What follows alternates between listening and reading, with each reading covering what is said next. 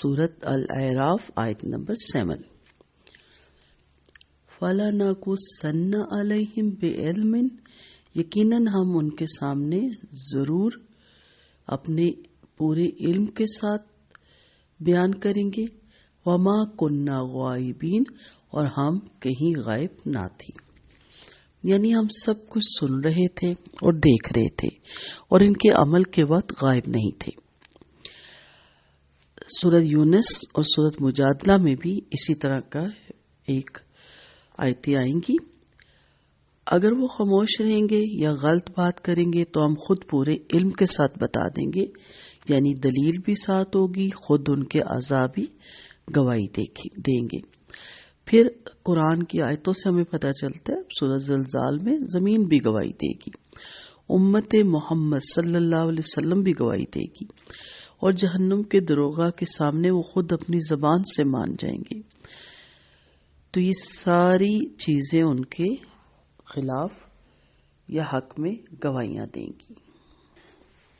انصاف کا تقاضا ہے اور شہادت کی اہمیت کا اس آیت میں بھی ذکر ہے، یعنی کسی قوم پر ایسا عذاب آنا اس کی جرم کی مکمل سزا نہیں ہوتی، بلکہ اس کی مثال ایسی ہی ہوتی ہے جیسے کسی عادی مجرم کو گرفتار کر لیا جائے تاکہ آئندہ اس کے ظلم سے لوگ محفوظ رہیں۔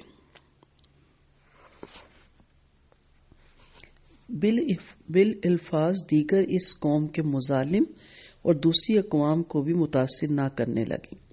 پھر ایسے مجرموں پر اللہ تعالیٰ کی عدالت میں باقاعدہ مقدمہ پیش ہوگا۔ ایک فریق تو رسول ہوں گے جو ان کی طرف بھیجے گئے تھے، اور دوسرے فریق یہ مجرم قوم ہوگی۔ دونوں کی شہادتیں ہوں گی۔ رسول کی شہادت یہ ہوگی کہ یا اللہ، میں نے اس قوم کو تیرا پیغام پہنچا دیا تھا، مگر چونکہ قوم کو سزا کا خوف ہوگا اس لیے اسے رسول کی شہادت کے خلاف شہادت دینے کے سوا کوئی چارہ نہیں نظر آئے گا۔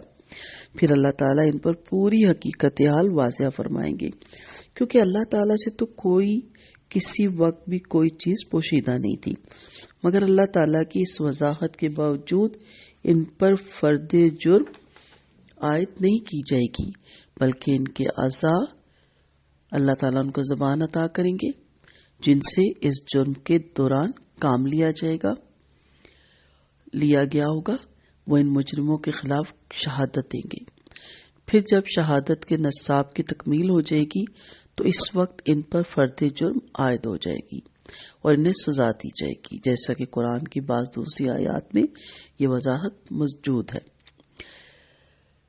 یہ ضمناً چند باتیں معلوم ہوتی ہیں کہ یہ دنیا میں بے شمار مجرم ایسے ہیں جو ظلم و ستم کرتے رہتے ہیں، مگر کسی قسم کی سزا پائے بغیر وہ اس دنیا سے رخصت ہو جاتے ہیں، جبکہ اللہ تعالیٰ کی صفت عدل کا تقاضا ہے کہ ان مجرموں کو سزا ضرور ملنی چاہیے اور شہادتوں کی بنا پہ ملنی چاہیے، تاکہ کسی کو اس کے جرم کی سزا نہ زیادہ ملے اور نہ اس پر ظلم ہو۔ اس مقدمے کے لیے ضروری ہے کہ انسان کو ایک دوسری زندگی ملے جس میں ایسے تمام تر مقدمات کے فیصلے ہوں۔ اب آپ دیکھیں کہ یہاں کوئی بم بلاسٹ کر دیتا ہے، کتنے 100 لوگ اس میں ان کی شہادت بھی ہو جاتی ہے، ڈیتھ بھی ہو جاتی ہے، اور کتنے زخمی ہو جاتے ہیں اور کتنے معذور ہو جاتے ہیں، تو کتنی سزا دے سکتے؟ پہلی بات ہے کہ وہ پکڑا ہی نہیں جاتا، دوسری بات ہے کہ وہ پکڑا جائے تو آپ اس کو کیا سزا دے سکتی ہیں؟ ایک دفعہ بس سزائے موت۔ لیکن وہاں پہ ایک دنیا ہے جس میں اس کو بار بار پیدا کیا جائے گا اور بار بار سزائے موت سنائی جائے گی۔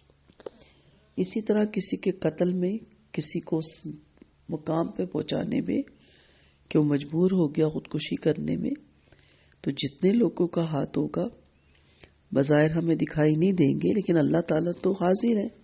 اللہ جانتے ہیں کہ ہم نے ایسے حالات مہیا کیے، اس نج پہ اس کو لے گئے کہ آخر اس نے موت کو ترجیح دی، تو اس کا بھی اس وقت پھر زبان، ہاتھ، ہر چیز گواہی دیں گے۔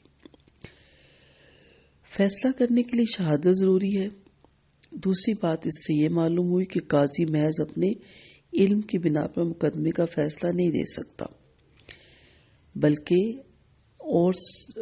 بلکہ فیصلہ اور سزا شہادتوں کی بنا پر ہی دے سکتا ہے، اور اس کی دلیل یہ واقعہ ہے کہ دور نبی صلی اللہ علیہ وسلم میں مدینہ میں ایک فاحشہ عورت رہتی تھی.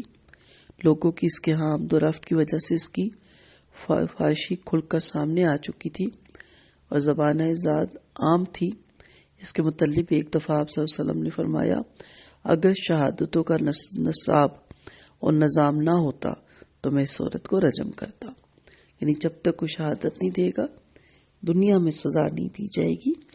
آخرت میں اللہ تعالیٰ سب کچھ جانتے ہیں، غائب نہیں ہے، لیکن اللہ نے وہاں بھی یہ نظام اس لیے قائم کیا کہ مکریں گے جب مجرم تو پھر سارا جسم گواہی دے گا، زمین گواہی دے گی، اگلے گی. تو جو بھی ہم اس دنیا میں کر رہے ہیں سوچ سمجھ کے کریں.